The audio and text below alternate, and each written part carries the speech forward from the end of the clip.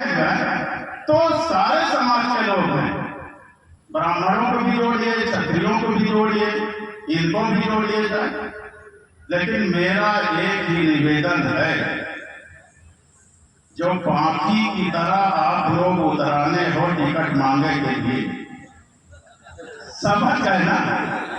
बाकी की तरह उतराने में बरसात का कीड़ा जो उड़ता है, टिकट जब एक का मिल जाए तो दिखाई पड़े प्रचार करेंगे। कहो भाई, हाँ, दिखाई पड़े प्रचार करने के लिए जिनको राष्ट्रीय अध्यक्ष टिकट दे दें, नहीं तो इसका मतलब यह होगा कि आप स्वार्थी हो, स्वार्थी, केवल निजी स्वार्थ के लिए आप लोग आए थे और फिर गायब हो गए। फिर आप गायब हो गए। पक्के समाजवादी तो तभी आप लोग हैं कि टिकट मिले चाहे न मिले, आप लगे रहें, पार्टी को जिताने का काम करें आप लोग। अरे सरकार बनेगी तो इसी में से कोई निगम आयोग का चेयरमैन बनेगा, कोई निगम आयोग का सदस्य बनेगा यहीं पर का, कोई नामित पार्षद होगा, कोई एमएलसी बनेगा, कोई राज्यसभा बनेगा, सबका एडजस्टमेंट होगा। अगर अच्छा कोई काम करेगा तो एडजस्टमेंट होगा। और उपचुनाव में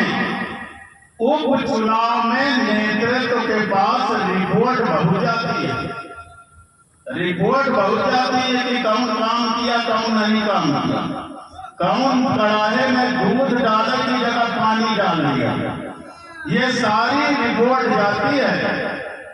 अगर जिन लोगों ने काम नहीं किया तो उनकी रिपोर्ट भी जाएगी और उनका भविष्य भी खतरे में पड़ जाएगा। जो नेतागिरी है उसका भविष्य भी खतरे में पड़ जाएगा। इसलिए ईमानदारी से काम करिएगा। जब उपचुनाव होता है तो नजरें बहुत लोगों की होती है। यहाँ जोन के लोग आए हैं क्या? 7 जोन है सर, 7 जोन धारा पर दिखाई पड़ती मुझे। 7 जोन के यहाँ पर प्रभारी होंगे ना? हाँ भाई, आप सबकी जिम्मेदारी है। हम लोग एक दिन गुप्त रूप से बैठेंगे, सेक्टर के 43 लोगों को बुलाएंगे। मुझे लगता है 435 बूथ हैं, क्यों?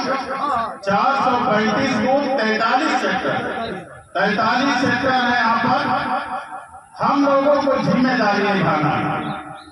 हर सेक्टर में, हर जोन में हमारा बाहर का भी एक आदमी ड्यूटी करेगा। और माननीय विधायक जी हैं, माननीय एमएलसी साहब हैं, पूर्व एमएलसी साहब हैं, पूर्व सांसद जी हैं। अगर बड़ा छोटा अपने आप को न समझें तो एक टुकड़े के इंचार्ज बन जाए। सही बता रहे, एक टुकड़े का इंचार्ज बन के अपने टुकड़े का रिजल्ट देने का काम करें। पूरी विधानसभा के बजाय एक टुकड़े को संभाले, एक टुकड़े का रिजल्ट देने का काम करें। इस तरह से हम लोग जिम्मेदारी बांटने का काम करेंगे साथियों। अब मुझे लगता है कुछ आप लोग करेंगे, ईमानदारी से करेंगे सभी लोग। आपको पाकिस्तान के बॉर्डर पर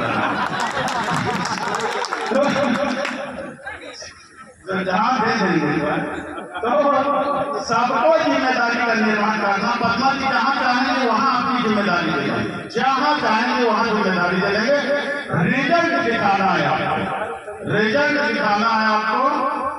रिजल्ट ही आपका भविष्य तय करेगा कि आपको आगे बढ़ना है, कहीं जाना है कि नहीं जाना है। नहीं तो हम भी लकड़ी लगाएंगे, सरकार बनने पर हम भी लकड़ी लगाएंगे कि नहीं ये तो काम नहीं किए। तो इसलिए साथियों जिताना बहुत जरूरी है। और कई बार मायावती जी ने हमें प्रभारी बनाया था, हमने कई सीटों को जितवाया था, उत्तर प्रदेश की कई सीटों को। और ये तो एकदम जीती जिताई सीट है, बताइए, ये तो जीती जिताई सीट है। इसमें तो आपको काम करने की जरूरत है। हौसला आपका बुलंद है, हौसले से काम करिए जाए यहाँ पर और चुनाव जीत जाएंगे, इसमें कोई दो राय नहीं है। बशर्ते कि काम को संभालना है, बराबर से संभालना, अपनी जिम्मेदारी को निर्वहन करना है बराबर से। हमें डरना नहीं है, किसी कीमत पर डरना नहीं। और जो भी चुनाव लड़ेगा वो दमदारी से लड़ना चाहिए। जो चुनाव लड़े वो बहादुरी से लड़े, पैसा लगा के लड़े। क्योंकि सरकार से मुकाबला करना है, सरकार से मुकाबला करना है तो हर तरह से चुनाव लड़ना पड़ेगा, तभी हम लोग विजय प्राप्त कर पाएंगे साथियों। तो इसलिए आज से हम लोग जुड़ जाएं, हम लोग बहुत जल्दी गुप्त जगह पर बैठेंगे। जो सम्मानित हमारे जिम्मेदार लोग हैं, जिन्हें हम लोग जोन बांटेंगे, जिन्हें हम सेक्टर बांटेंगे, जिन्हें हम जातिवार लगाने का काम करेंगे, वो हम लोग बैठेंगे। एक ही सीट तो है हमारे पास, इस मंडल में एक ही सीट है हम लोगों के पास। रमाकांत पटेल भी आए हैं इधर, जो है ये जो है ड्यूटी करेंगे, आप ये भी ड्यूटी करेंगे। सब लोग जो पूरे मंडल से लोगों को लगाने का काम करेंगे। क्यों अभेंद्र, तुम भी काम करोगे? हाँ, सब लोग काम करेंगे, सभी लोग मिलजुल कर हम लोग इस सीट को जीतें। ये सीट हमारे भविष्य की सीट है। याद रखिए, अगर हम 10 की 10 सीटें जीत गए उत्तर प्रदेश में, तो हमारी सरकार बनने से कोई रोक नहीं सकता। उत्तर प्रदेश में हम लोग 27 में सरकार बना लेंगे साथियों।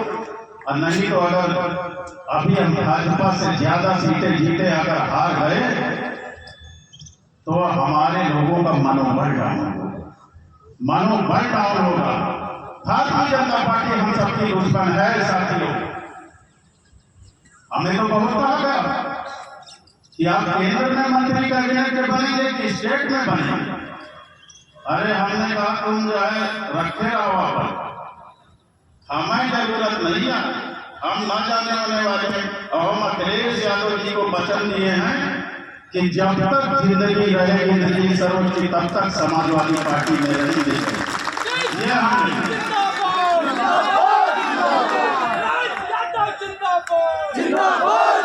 ये वचन दिए हैं माननीय अखिलेश यादव जी को। हमें और दूसरे नेताओं में अंतर है, और आपके सामने भी मैं बड़ी दृढ़ता पूर्वक कहता हूं, जब तक रणजीत सरोज जिंदा रहेगा, समाजवादी पार्टी में रहेगा, दूसरी पार्टी में जाने का काम नहीं करेगा साथियों। अगर मायावती जी हम लोगों को लात मार कर न भगाई होती तो हम लोग बहुजन समाज पार्टी में होते। मायावती है बहुजन समाज पार्टी को खत्म करने के लिए जिम्मेदार, कोई दूसरा नहीं है। क्या कमलाकांत चमार का कोई जो है कसूर था? क्या जो है यहाँ पर दद्दू प्रसाद चमार के आदमी का, मंत्री का कोई कसूर था? क्या जवाहरलाल दिवाकर का कोई कसूर था? क्या रामदेव भारती चमार का कसूर था? लालजी वर्मा का कसूर था? रामचंद्र राजभर का कसूर था? आर.के. चौधरी कसूर था? कुछ मायावती जी ने कहा कि पूरे घर के बदल डालूं।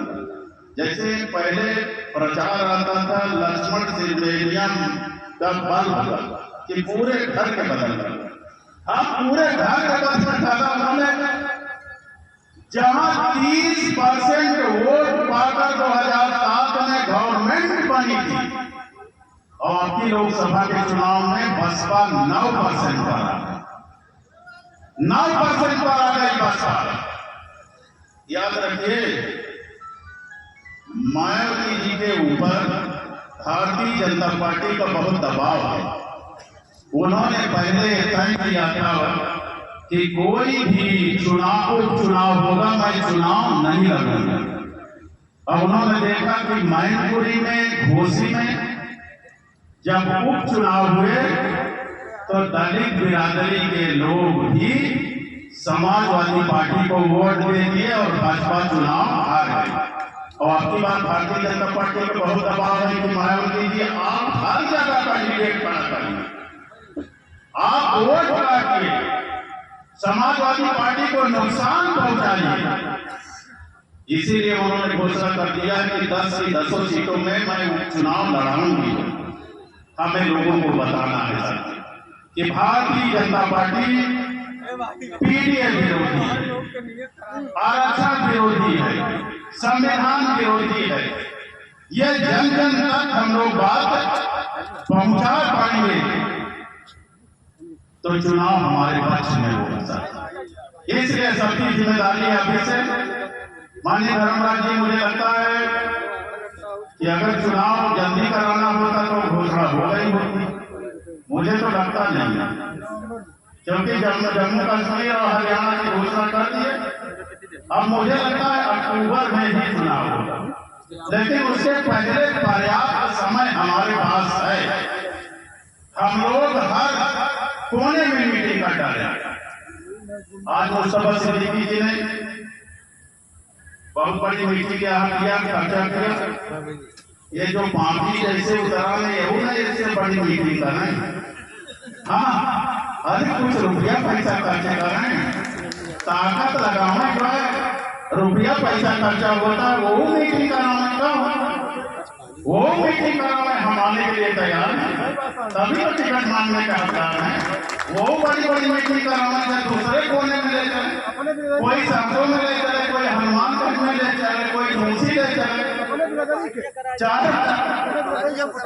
तो जो नहीं जो है तो वो भी ले चले ना, अपनी ताकत दिखावे। हम तैयार हैं मीटिंग में आने के, खर्चा करें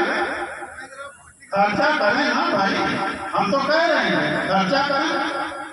हम टिकट देने के लिए प्रभारी नहीं है, हम तो चुनाव लड़ाने के लिए प्रभारी। बहुत साफ बात है, टिकट देने का काम आदरणीय राष्ट्रीय अध्यक्ष जी करेंगे, हम तो चुनाव लड़ाने के लिए प्रभारी हैं।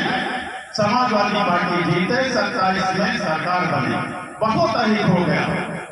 लोगों के घर गिराए जा रहे हैं, लेट फाइल नोटिस दे रहे हैं, कानून को नोटिस दे रहे हैं, तहसीलदार नोटिस दे रहे हैं, एसडीएम बुलडोजर चलवा रहे हैं। गरीबों गरीब क्या बता, पैसा वसूला जा रहा। इतना भ्रष्टाचार मैं अपने राजनीतिक जीवन में कभी नहीं देखा साथी, इतना भ्रष्टाचार।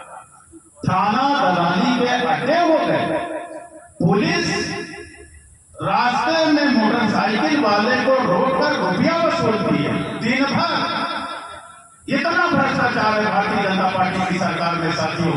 ऐसी भारतीय जनता पार्टी की सरकार ने जो महंगाई बढ़ाया, बेरोजगारी बढ़ाया, अन्याय अत्याचार बढ़ाया है, इस देश में जो है लोगों को तबाह कर दिया, लोगों को भीखमंगा बना दिया।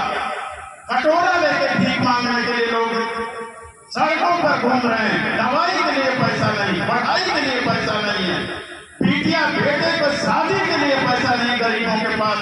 आज गरीब इतना तबाह हो गया है। ऐसे भारतीय जनता पार्टी को उखाड़ फेंकना हम सबकी जिम्मेदारी है साथियों, सबकी जिम्मेदारी, अकेले हमारी जिम्मेदारी नहीं है।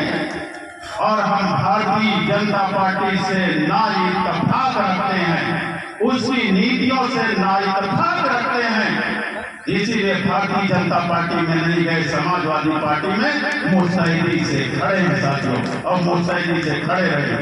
इसलिए आप सभी लोगों से निवेदन है, इधर साइड मुस्तफा सिद्दीकी जी ने कुछ राशन पानी का इंतजाम किया, राशन पानी भी लेके जाइएगा आप लोग।